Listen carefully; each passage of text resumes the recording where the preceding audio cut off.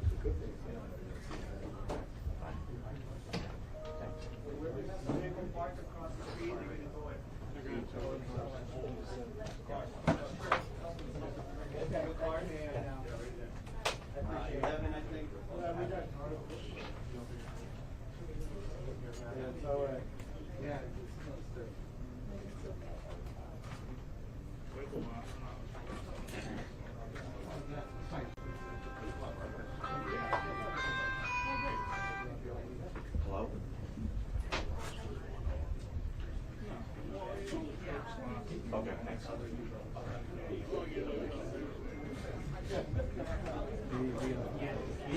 Leo, can you hear me?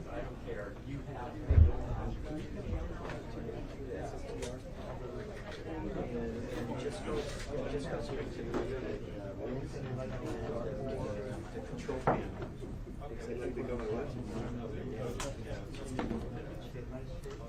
Oh, Rename up your case file.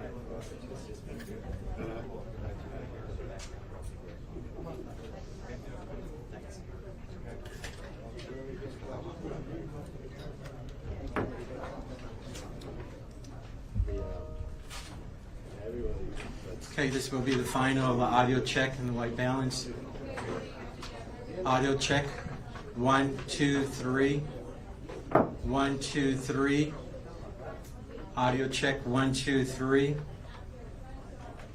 1, 2, 3. Audio check. 1, 2, 3. Checking audio. Checking audio. 1, 2, 3. Audio check. 1, 2, 3.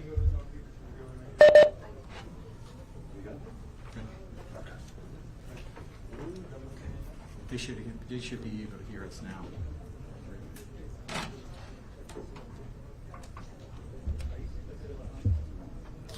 Audio check. 1, 2, 3. Good. Okay.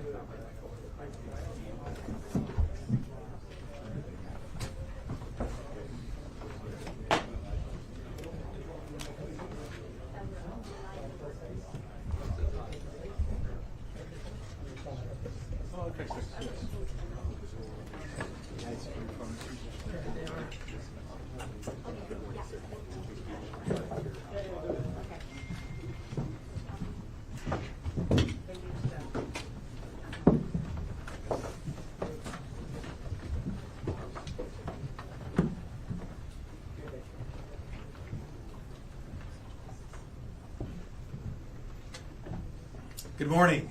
My name is Martin Estrada. I'm the United States Attorney based in Los Angeles. We're here today with our law enforcement partners to announce federal criminal charges related to the death of the actor Matthew Perry. Following Mr. Perry's death in October of last year, law enforcement, my office, and our partners represented on this stage began an in-depth, wide-ranging investigation. That investigation has revealed a broad, underground criminal network responsible for distributing large quantities of ketamine to Mr. Perry and others. This network included a live-in assistant, various go-betweens, 2 medical doctors, and a major source of drug supply known as, quote, the ketamine queen. We charged 5 defendants in this matter. These defendants took advantage of Mr. Perry's addiction issues to enrich themselves. They knew what they were doing was wrong. They knew what they were doing was risking great danger to Mr. Perry, but they did it anyways. In the end, these defendants were more interested in profiting off Mr. Perry than caring for his well-being. I'm going to talk about the indictment, the allegations, and the charges in more detail. On October 28, 2023, Mr. Perry was found deceased in his home. An autopsy was conducted following his death. That autopsy showed that he had died due to the acute effects of ketamine. Ketamine is a controlled substance. It has some legitimate uses, but it is also used illegally. It is used by people seeking to disassociate from reality. It can cause serious health effects, serious health problems, including loss of consciousness, including spikes in blood pressure, and including respiratory issues that can deprive the brain of oxygen. For that reason, it is a drug that must be administered by medical professionals, and the patient must be monitored closely. That did not occur here. This investigation focused on who supplied the ketamine to Mr. Perry. As many of you know, Mr. Perry struggled with addiction in the past. And on many occasions, he sought help for his addiction issues. The investigation revealed that in the fall of 2023, Mr. Perry fell back into addiction, and these defendants took advantage to profit for themselves. The two lead defendants in this case are defendants Salvador Plasencia and defendant Jasvin Sanya. First, I'll talk about defendant Plasencia. Defendant Plasencia was a medical doctor. He worked with another medical doctor, defendant Mark Chavez, to obtain ketamine. He then worked with Mr. Perry's live-in assistant, defendant Kenneth Iwamasa, to distribute that ketamine to Mr. Perry. Over 2 months, from September to October 2023, they distributed approximately 20 vials of ketamine to Mr. Perry in exchange for $55,000 in cash. Defendant Plasencia saw this as an opportunity to profit off of Mr. Perry. He wrote in a text message in September 2023, quote, "I wonder how much this moron will pay." He also stated in text messages that he wanted to be Mr. Perry's sole source of supply. He wrote in a text message that he wanted to be Mr. Perry's, quote, "go-to for drugs." As a doctor, defendant Plasencia knew full well the danger of what he was doing. In fact, on one occasion, he injected Mr. Perry with ketamine, and he saw Mr. Perry freeze up and his blood pressure spike. Despite that, he left additional vials of ketamine for defendant Iwamasa to administer to Mr. Perry. Of course, defendant Iwamasa had no medical training to speak of. Defendant Plasencia knew what he was doing was harming Mr. Perry. Defendant Plasencia continued to offer ketamine to Mr. Perry. Likewise, defendant Sanya knew what she was doing was harming defendants and also Mr. Perry. She took advantage of Mr. Perry by selling large amounts of ketamine to Mr. Perry over a 2-week period in October of 2023. She sold approximately 50 vials of ketamine for approximately $11,000 in cash. She worked with a broker, defendant Eric Fleming, and also the live-in assistant, defendant Iwamasa, to distribute this ketamine. Sanya and the broker, defendant Fleming, saw this as an opportunity to profit off of Mr. Perry. In a text message, the broker wrote, quote, "I wouldn't do it if there wasn't a chance of me making some money for doing this." Defendant Sanya sold the batch of ketamine that resulted in Mr. Perry's death on October 28th. Officers later searched defendant Sanya's home. During that search, they found what amounted to a drug-selling emporium. They found 80 vials of ketamine, thousands of pills containing methamphetamine, cocaine, bottles of Xanax and other illegally obtained prescription drugs, and drug-selling paraphernalia, including scales and ledgers. As I mentioned, the defendants in this case knew what they were doing was wrong. When they'd refer to the ketamine, they used coded language. They'd refer to it using terms such as, quote, Dr. Pepper, or quote, bots, or quote, cans. Also, defendants Placencia and Chavez, as medical doctors, knew full well this was not the proper way to administer ketamine, and they even talked about that in their exchanges. And defendant Sonia also knew that she was doing something that caused great risk to Mr. Perry. In fact, during this investigation, we learned that several years before, in 2019, defendant Sonia had sold ketamine to another customer. That person died the same day. And a family member of that person sent a message to defendant Sonia telling her the cause of death was ketamine. Nonetheless, defendant Sonia continued selling drugs, including the ketamine that ultimately killed Mr. Perry. That other victim was a person named Cody McLaurin. He died in 2019. As a result of this investigation, we have filed a drug distribution charge related to the death of Mr. McLaurin. After Mr. Perry died, these defendants tried to cover up what they had done. On October 28th, after reading news reports of Mr. Perry's death, defendant Sonia wrote a text message to defendant Fleming saying, quote, delete all our messages.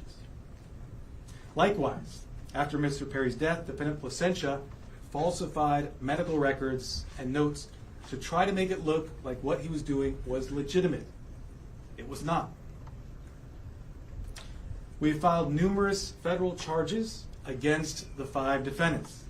These charges include conspiracy to distribute ketamine, distribution of ketamine resulting in death, maintaining drug-involved premises for that drug-selling emporium the defendant Sonia had, altering and falsifying records related to a federal investigation for those false medical notes and records that defendant Placencia made, and multiple other drug trafficking counts. Of course, the defendants are presumed innocent until proven guilty. The penalties these defendants face are very significant. With regard to defendant Placencia, the statutory maximum sentence he faces is 120 years in federal prison. With regard to defendant Sonia, the statutory maximum she faces is life imprisonment. By filing these extensive and serious charges, we are sending a clear message. If you are in the business of selling dangerous drugs, we will hold you accountable for the deaths that you cause. This is nothing new for us. Since 2022, my office has filed over 60 cases against drug dealers who've caused the death of another person. These cases are known as death resulting cases. They are labor-intensive cases, and we work with our law enforcement partners, including ones represented here today, to bring those cases. Our office is a national leader in bringing those cases. They're very important because every victim's life counts.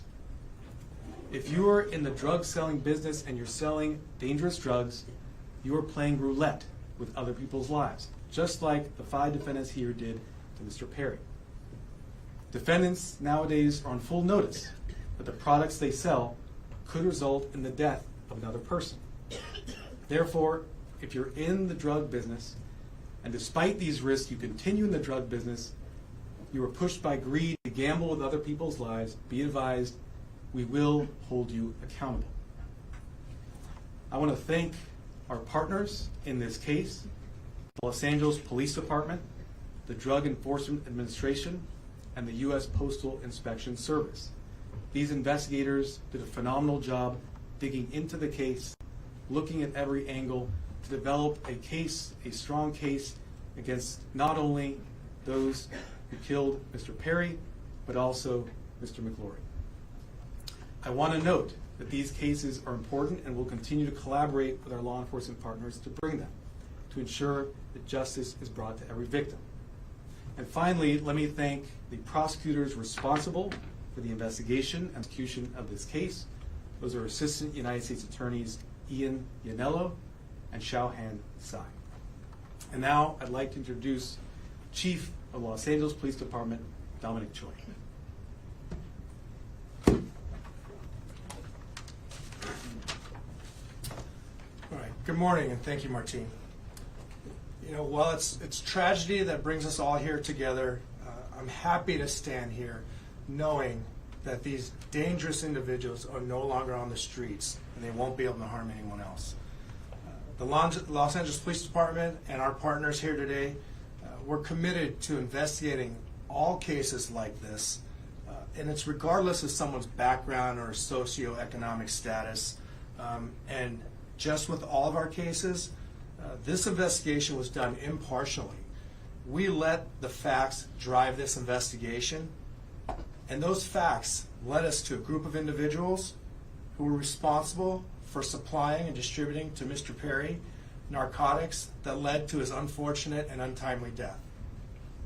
The group standing here today, it's a prime example how our partnerships and our collaboration can yield meaningful results. I want to thank LAPD, our Robbery Homicide Division, who is standing in the back there, the U.S. Attorney Martin Estrada and his team, the DEA and her team, as well as the U.S. Postal Inspection Service and their team for their hard work, diligence, and real patience. Now, I know people think this took a long time, but there was a lot of work, a lot of investigative strategies that went into this to make sure that there's a solid case and that we can pursue this in the courts. Our relationship with our federal partners, it helps us ensure that these criminals will have meaningful sentences and be an example for anyone that is willing to risk or jeopardize distributing and supplying unlawful or narcotics to anyone. And I just really want people to know that that is the message.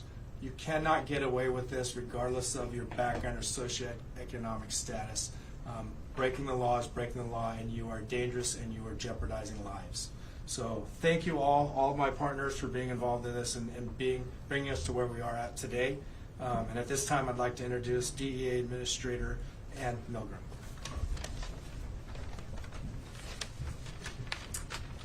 Good morning. Today we announced charges brought against 5 individuals who together are responsible for the death of Matthew Perry. Each of the defendants played a key role in his death. They falsely prescribed, sold, or injected the ketamine that caused Matthew Perry's tragic death. In the United States, most forms of ketamine are only approved by the Food and Drug Administration for anesthesia. A nasal spray version is approved for treatment of depression, but only in a certified medical setting.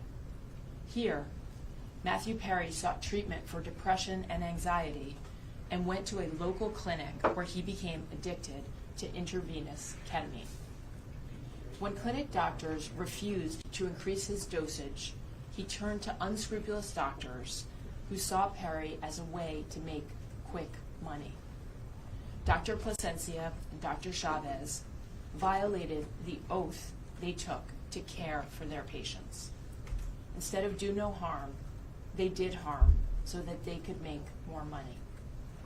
Without performing any medical evaluation or monitoring, they supplied Matthew Perry with large amounts of ketamine in exchange for large sums of money, charging Perry $2,000 for a vial that cost Dr. Chavez approximately $12.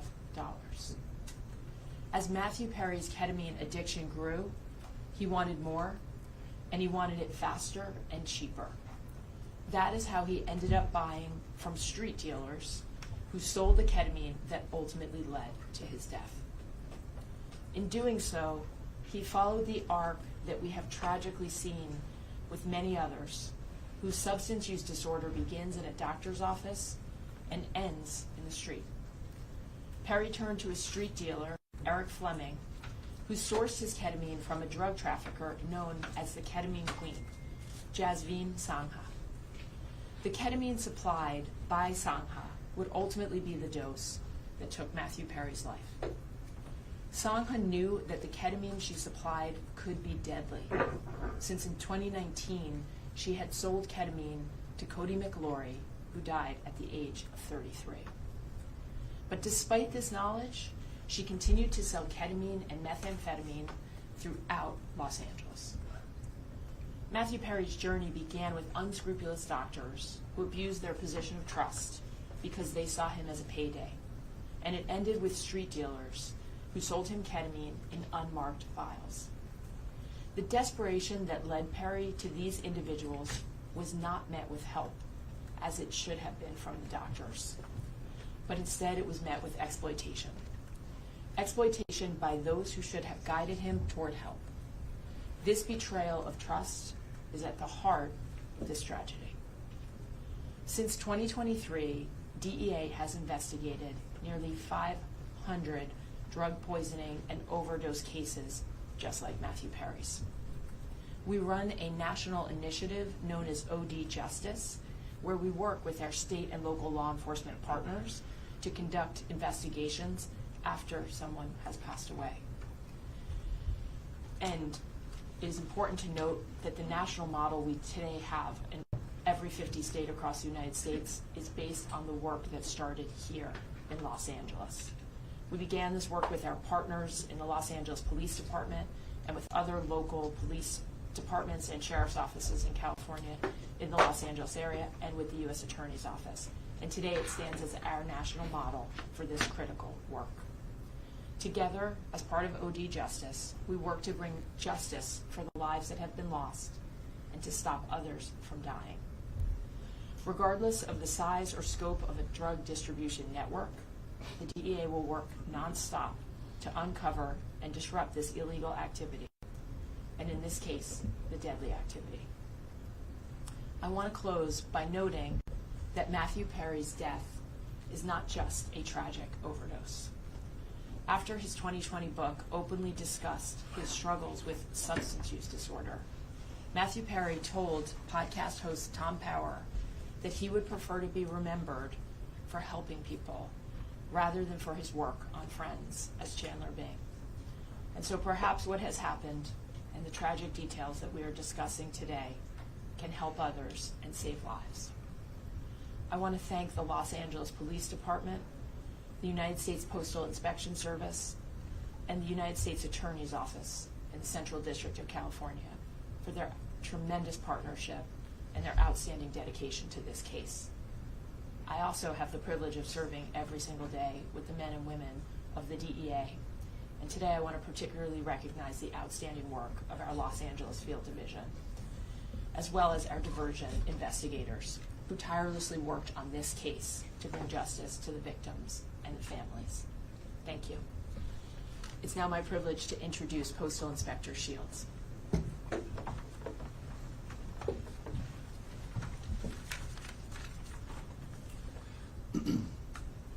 Good morning, and again, welcome. I'd like to thank U.S. Attorney Martin Estrada for his tireless dedication to protecting the residents of the Central District of California and his partnership with the Postal Inspection Service.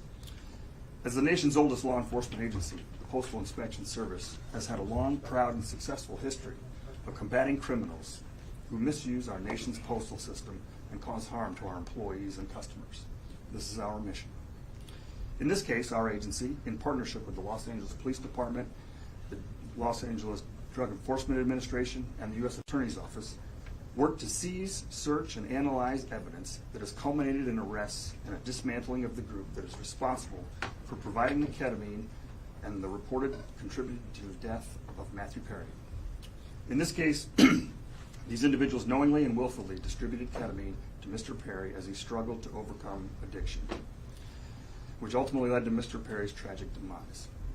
Unfortunately, every day in this country, families are grieving for their loved ones lost to drug overdoses.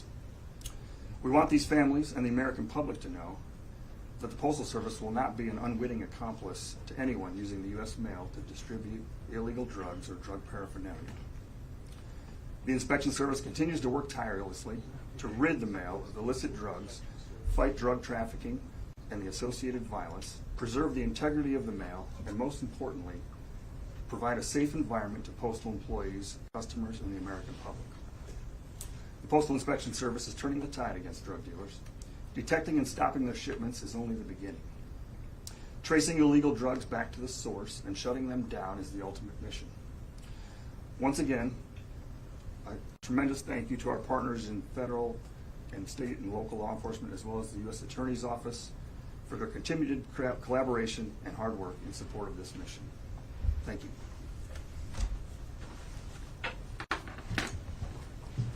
I'll now do brief remarks in Spanish, and then we'll do questions and answers. Where are the Spanish language reporters? Hold up your hands. Okay, great. Hoy anunciamos cargos